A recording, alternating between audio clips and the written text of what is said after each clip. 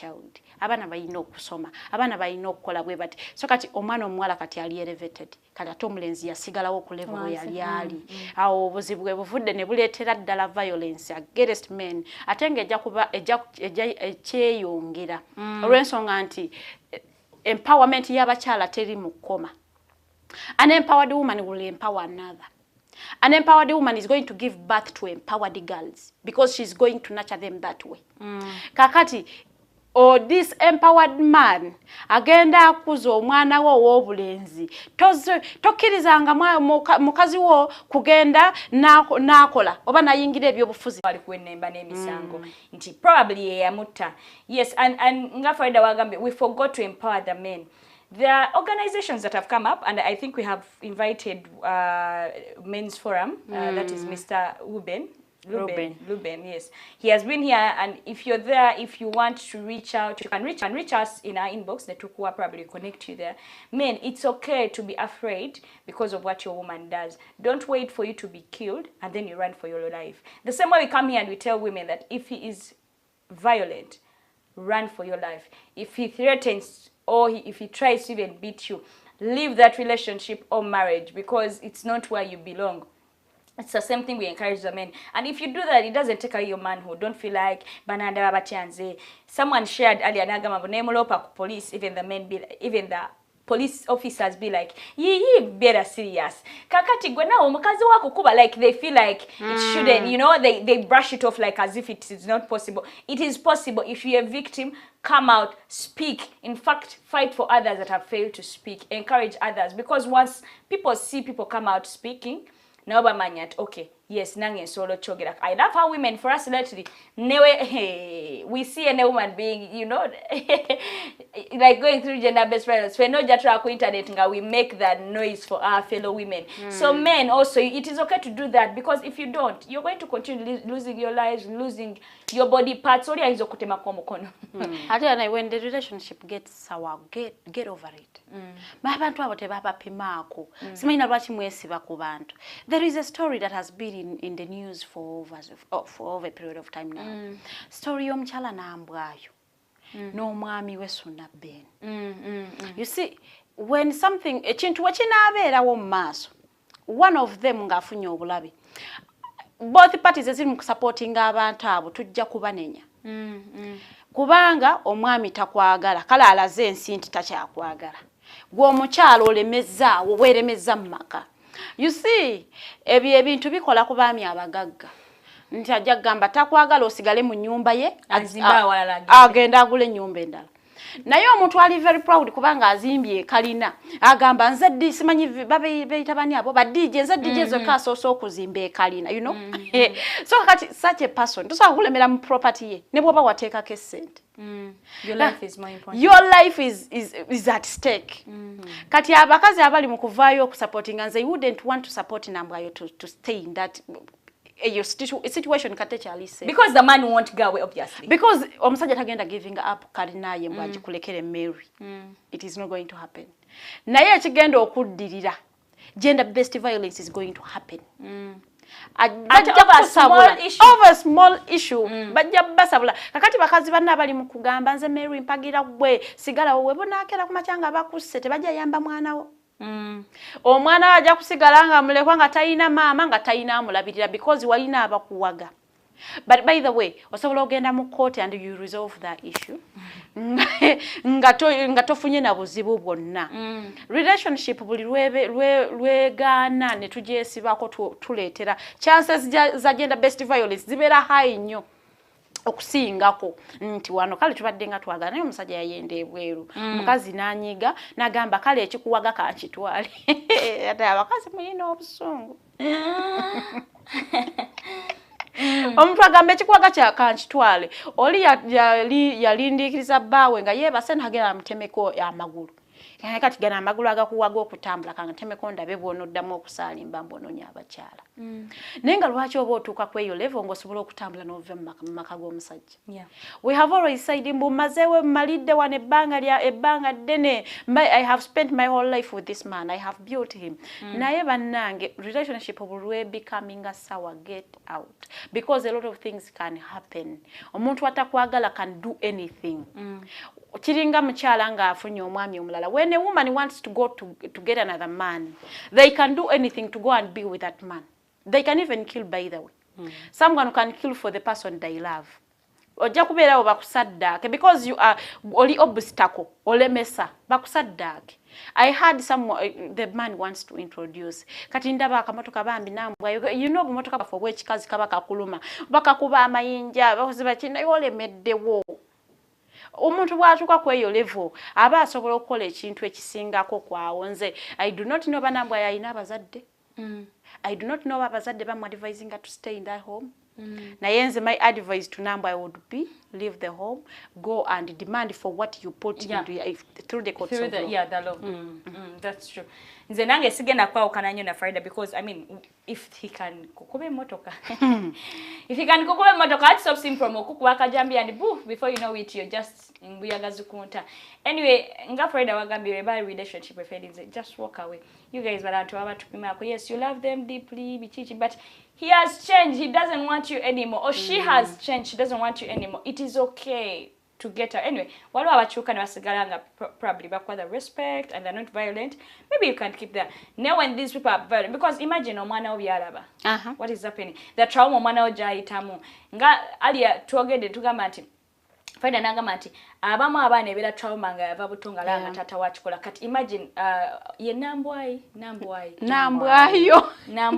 mwite Mary okay Mary before you know which your child will pick this vice from his dad because he saw the dad do that he will expect that no one abikola mukazi we netajava ajalemerawo nga golemeddewo so I think sometimes even when we are going through things let's think about you know the young ones and even the men before you mistreat a woman to that point think about your child what is your child even picking from you omwana agenda kula abere nuisance because it's what you planted in them because social media yes ekuwaga but is that what you really want your child to be like because ogenda nawe bera n'omwana kangeze mwana mulenzi omulenzi taking advice yo omuwala alemeji taking asanga omusajja nga ali exactly like you the father I may say the same way would you be happy and does it even have to be because it's your relative I think just a little kindness tubakola bikole jakola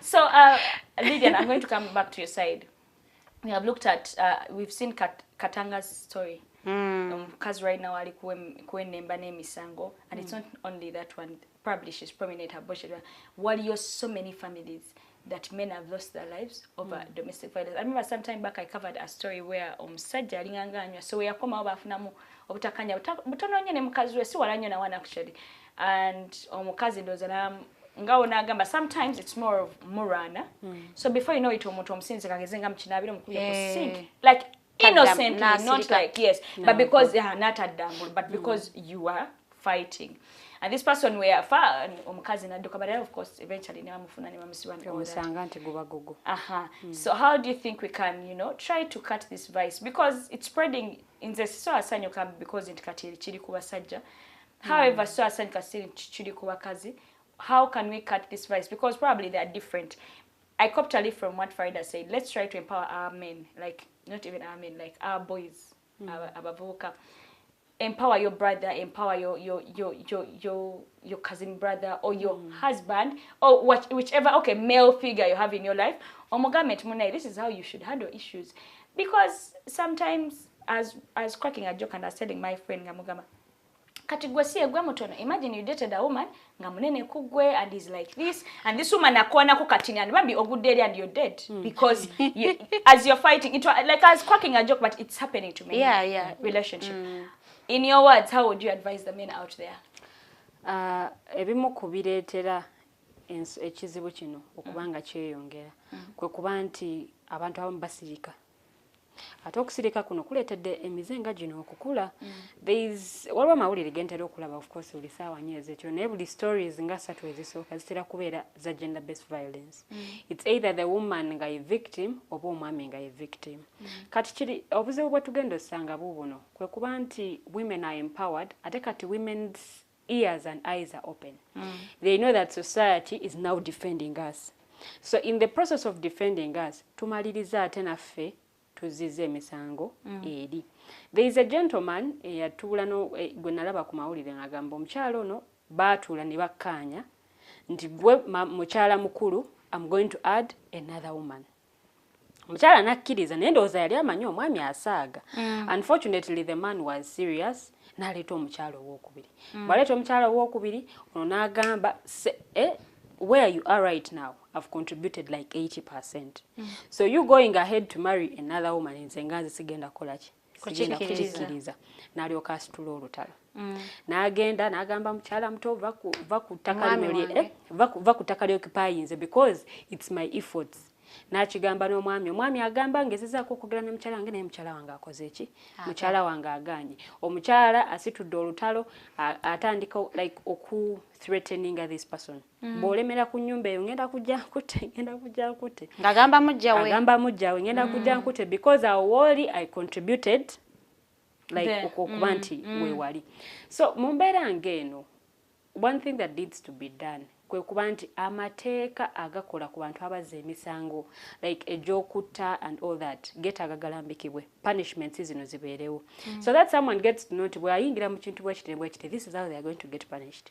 Ogenda kusibwa mayisa abaana obalekewo ku nsi like babeere nga tebalina we batandikira but because amateeka gano oluusi tegalambikibwa bulungi people do these things n'amaliza ng'agamba njateekamu sente I'll use money to go through this whole process bichi. So amateeka gabera nga galambikiddwa ate amateeka gakole galeme kusosola ono mwavu ono mugagga because abantu abamu ensonga lwaki bino ebintu bibeerawo ajja kumaliriza okikola ateekemu akasente agulirire aveeyo naye ng'ate waliwo gw'alesa sse so the next person anaagwa mikono gye ye anaasobola okusurviving because amanyi nsobola okugulirira because akimanyi nsobola okugulirira. So our society ebintu bikyuse nti emirembe nga bwe gyali edda luli nti omwami olina kubeera waggulu omukyala alina kubeera waneno bigenze bikyuka because women right now are empowered but the efforts that are being put in to empower the women should be at least balanced. Omanye nti n'abasajja tebalekeddwa mabega because a man who is not empowered enough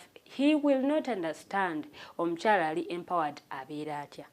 Ojja kwagala ebintu bibeerenga ebyali ewammwe gye mwakulira naye nga it's different nga wano kyanjawulo mwenna mukomawo mukooye mwenna mukola osuubira omukyala okufumba ewaka bw'obeeza amatooka ogambe mbu mukyala wange tava akumalirize ng'omukubye. Twalabye omubaka wa parliament omukyala yadda complaining mbu omwami we amuliisa akakanja ku makya misana kiro ate buli lunaku naye misana abeera wewaka akuyita n'agaakomawo lwasiibye ku weekend komawo nenga lwaki mba and then you have and also our cultures ebintu ebitulemesezza ennyo mu gender based violence culture there is a way culture wetunyigiriza and there is a way culture wenyigiriza omuntu you see setting ya families zino n'abantu engeri gye bakuzibwangamu man toyina kubeera strong tolopa tokola kiwolopa bakuyisamu amaaso oli kasajjasajja and all that but then these things have to change. Ensinga bwekyuse let the cultures know that okay mulimu ebintu ebikyuse bitakyasobola kubeera nga ebyali omusajja okusirika ajja kufiira mu nnyumba nga mulaba abasajja kati wuli bamusalako ebitundu bye ebyekyama now kati he has to figure out life differently unlike we yali edda n'omukyala eyakikola wuuyo ali mabega wa mitayimbwa so cultures zaffe and also religion bibeereko engeri gye bibangulamu abaami oba n'engeri gye bimanya nti ebintu bikyuse talk to these men as well to be in the know the efforts aba mothers unions bateka mu kubuulirira abakyala ne mu kusomesa abakyala abaami namwe abaami mujjumbire emisomo gino fathers union weziri naye abaami tebabijjumbira because abamu bagamba we tugenda mu ebyo bajja tulaba bulala they will label us differently so men also emisomo gino wegibaayo mujjettanire by the way women bettanira nnyo okumanya era yensonga lwaki weesanga nti society egenze ekyukamu on how women do things. Ne kati nammwe abaami emisomo nga gino bwe giteekebwayo mugende muyige mugende mutegeere ebibakwatako bw'obutamanya amateeka tebukugisaako musango bw'onooba amateeka togamanyi naawe kennyini ogenda kufalling a victim in one way or the other. So okubeera in the know kikuyambako nti omukyala because there are men who are like I can't beat a woman. Kati omukyala bw'amanya mbu omwami tasobola mukola omukyala asobola n'okuzannyirako like okutocharinga emotionally because they know you can't beat them. Physically still era tojja bakuba. So if you're in the know at least on what you have to do when a woman behaves like this or this or this, at least mulimu ebintu ebimu byosobola okwewala. If the relationship has failed, just move away. Omuntu mwesonyiwe if at all you've worked so hard ebintu mugende mbuga z'amateeka babatawuluze bulungi but property is like a leading abantu okufa because they believe I have to take the biggest portion. Gwoli mukyala you don't have to take the biggest portion. Oba mukyala naye n'agamba I have to take the biggest portion, I'm the one who is going to take care of the kids, things like that. So bwe bibanga ekintu kigaanye at least muyingizeemu amateeka gabatawuluze. Otherwise bwe munaagamba mbu mubyemalire mugenda maliriza omu asse munonya omu ajja kulaba nga atutte kitono okusinga ku kyabadde alina okukola ki ku kyabadde alina okutwala. Yes, we would believe you've put in efforts. But then obulamu bwo businga. Ogenda kulwanira ennyumba eyo ogirwanire banno bakuwage beerawo oli mukyala mugumu tulwananga ne tuwangula munnange ojja kulwana munnanga bami banjawulo. Ojja kulowooza nti oba oli bwe yawangula gwe naawe ojja kuwangula. Gw'olemererwa okuwangula tofiirwa obulamu. So abakyala, however much you want a portion, but if you get to see that kino ekintu kyakawe kiraga wabi, back off. Oba sicho step down. Oba sicho involve the authorities oyambibwe. Otherwise wogamba mbu otali ogenda kululwana bw'omu omusajja akujjamu akujjamu bulungi nnyo nga tomanyi na kumanya ki kyogenda kuzaako. Where are you going to leave your kids? Because right now akulaze gwe sikyakwetaaga ninawo omugole. Kati gwe omukulu munange okusigaza abaana bo naawe okusigaza obulamu. I think it's better you involve the authorities. Walaba nga kigaanye kireke, move on with life. Otherwise wowe siba ku kino mbwa nze nyine okujjako portion yange nateekamu nakola bwenti ne bwenti ebbanga lyonna lye nateekamu. Yes, eryo ebbanga libaddewo. Naye ate bw'onoova mu bulamu bw'ensi eno, who is going to take care of your children? Ana agenda okubasigaza. You get my point? Yeah. So let's value our lives. However much we want property, however much you want all these things, let's value our lives. Newaka munkuza y'abaana oba munkuza y'okugunjula abaana. Parents, play a role knowing that tomorrow you're not going to be there. Omwana ono ky'omuyigirizanga muto akula akimanyi. When you teach this kid to stand out walaba nga bamuyisa si bulungi ajja kukola nakyo akimanye nti okay omuntu wabanga abisiza si bulungi I need to stand out for myself. Naye bw'omukuza ng'omugamba munnange brother woyo omulaba ye nno ye mutoowo nga gwe mukulu kati bw'atandika okumanyira sirika nti oli ye mutoowo anti oli ye mutoowo. This kid is going to grow like that. Yaba akimanyi Eva yalina okuwangula Eva yalina okukola bw'ati ne bw'ati. So munkuza y'abaana, parents know how to empower these kids when they are young. Society eyinza okuyambako nga bakuze in one or the other, but gwe ng'omuzadde manya butebe olina okurazinga abaana bano. What are those values that you're instilling in them? What are those principles you're teaching them to grow up with? Otherwise tugenda beera mu society oba tugenda kubeera mu nsi nga buli omu akola bibye ate okumaliza nga buli omu akola bibye okwo nno kwekwetta. Oli amaliriza kujjawo because yalaba at least gwe bw'ovaawo yasobola ogenda mu maaso n'obulamu bwe. And that's not how things are supposed to be. Seeking social support. Twemanyiza okuseekinga social support, it is very important. Oli waka you do not trust your friends, you don't trust your family, go look for a counselor. Nonya counselor mubuuliremu ebizibu byo, they will advise because first of all they have no interest in destroying your marriage because tebakumanyi. Oyo agenda kugamba ekituufu because kye yasomerera okukola. To respecting emirimu gy'abantu tubawe emirimu bakole okusinga batuneetuma bye tutali. Tuseekinge social support osobola okuba n'ogamba naye sina wakugamba nonya kansala oyogereko naye. they can advise you better than a friend. Because mukwano gwayinza okuti okugamba ekituufu atandika okugamba nze nja kulwanira side gy'oliko gye ndiko. Nze I don't care oba gwe mukyamu oba gwe mutuufu. Nze nwana naawe. They will always choose your side. Oba oli mukyamu oba oli mutuufu, for as long as they count you as a friend bajja kubeera ku side yo. Kakati otajja kuwabula. Noonya omuntu ayinza okuwabula. Ebintu ng'ebiri mu property twemanyiiza okunoonya ba lawyers obanyumizeeko ensonga zo. Abantu abo tubasasuleyo akasente bakuwe perspective eririgo.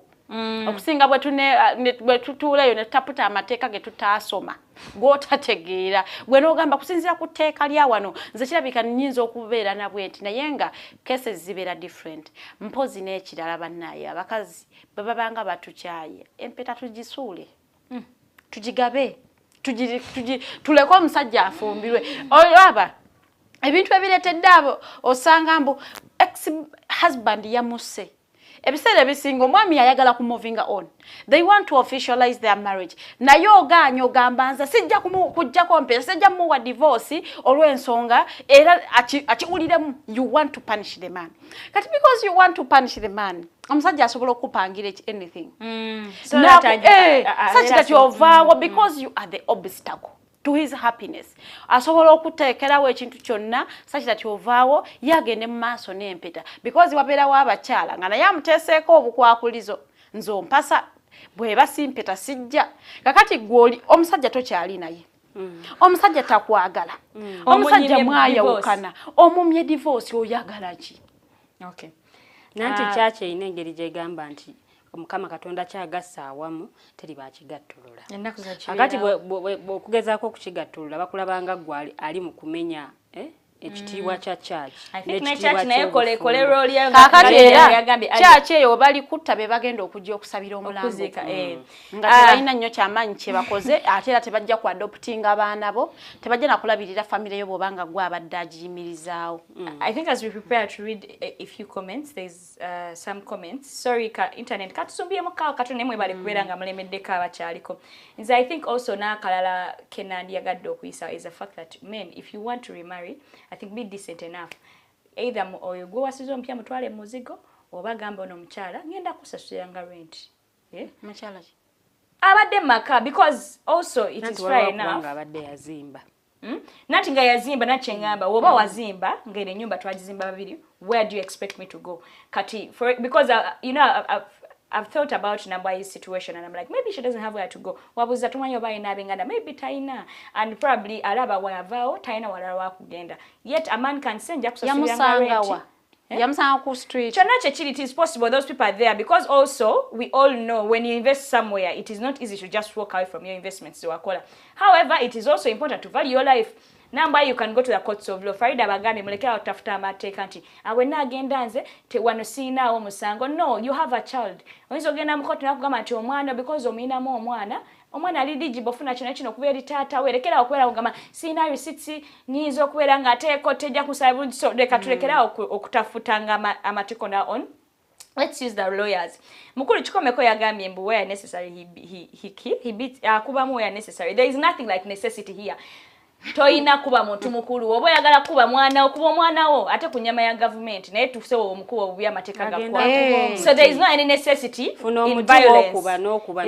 Sebo tewali wana necessity my friend. Tewali any necessity wano oba joining boxing yakubebe bibina be punching bags bibira na continue na gamba ulira obusungu gendo okikube. Agambe, thanks Lilian, we should learn to take our issues to authorities and avoid making mistakes. This is very true. Take your issues to the authority kino kyetwadde twogerako. Amateeka gajjava mu biri ebyedde byabeeranga mu ATS nga ye wabeeranga kkooti ya kyalo ate nga kkooti ya kyalo ebeera in favor of a man. So right now things have changed. Okuvuvuba emisango. Chairman avuvuba omusango awo bwaguvuvuba. Ne poliisi ogenda okulopa omusango gwa family bagamba musooke mugende mwesooti.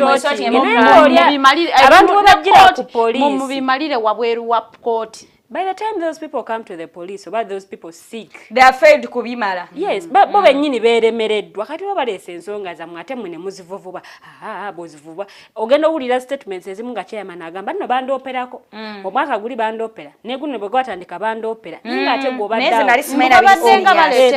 baleeta ensonga zaabwe ate twogera nabo okwogera nabo if it's possible mubako amagezi agali real muleke kuvuvuba kintu bwe mukibikkiriza okukizigako omuzigo ebiseera ebisinga naye laavu bweggwaawo kizibu okudda ne bwogikako otya naye njagala okukubiriza abaami ebintu ekisinga okutwala your power is you not being financially independent.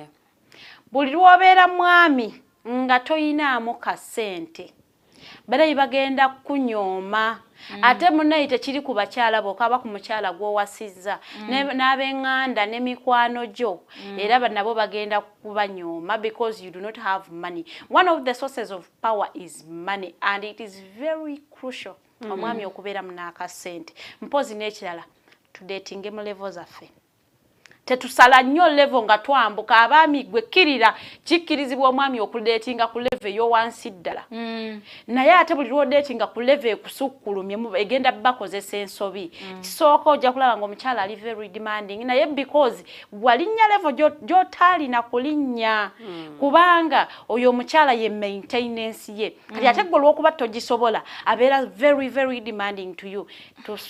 Tusooke tunoonye ssente ekyokubiri tudeetinge mu level zaffe. Okay. Thank you so much, Farida. Twahamatovu agambye mumbejja ogambye otya byakyuka kati si bya musajja kubeera waggulu mukyala wansi. Twahamatovu weefuge nze ngenda mu weekend so ebigambo bibeere bitonotono.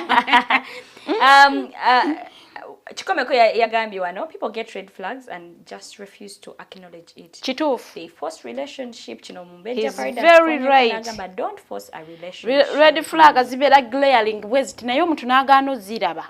Era agambye Mary has influence from other women but imagine being in a house with another wife mujjawo because a man doesn't want to live. Nanti wagaanira mwoli agenda kukwasa omukazi gw'ayagala. Bakumanyiraawo obeere amuteeke mu kisenge ali. Do you know what sagala nakukutandika wali wano nga twogera ku bintu bya investing together. There is me, there is us, there is you. Fekira says tuzirese. Otherwise, bw'omugamba nti mukole mwenna kakati ndooza tulabye abisinga gye biggwira. Bakujjamu wali so naawe kennyini. Bukeera ku makya kyova olaba omuntu omu yaŋŋamba nti ekikuuma abantu ababiri awamu it is not love.